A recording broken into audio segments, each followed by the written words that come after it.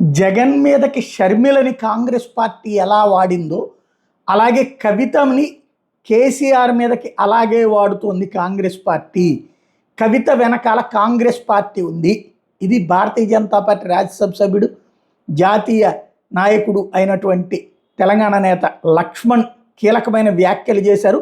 KCR YS కుటుంబాల మీదన కూడా కీలక వ్యాఖ్యలు చేశారు. ఆస్తులు పదవుల పెంపకాల్లో తేడాలు వచ్చాయి. ఒకప్పుడు అన్నలు వదిలిన బాణాలు ఇప్పుడు అన్నలపైనే గురిపెట్టారు. అయితే కవిత కుట్రలు పనిచేయవు. కేసీఆర్ కవిత రాసిన రేఖ ఎలా బయటకు వచ్చింది అని ప్రశ్నించారు. కేటీఆర్ నాయకత్వాన్ని కవిత వ్యతిరేకిస్తున్నారు. మరో 10 ఏళ్లుగా సామాజిక న్యాయం గురించి కవిత ఏనాడు మాట్లాడలేదు. తెలంగాణలో భారతీయ జనతా పార్టీ అధికారంలోకి వస్తుందనే కవితతో కాంగ్రెస్ పార్టీ పావులు కదుపుతోంది. షర్మిలను కూడా కాంగ్రెస్ ఇలాగే వాడుకుంది. అస్తిత్వం కోసమే కవిత పోరాటం చేస్తోంది.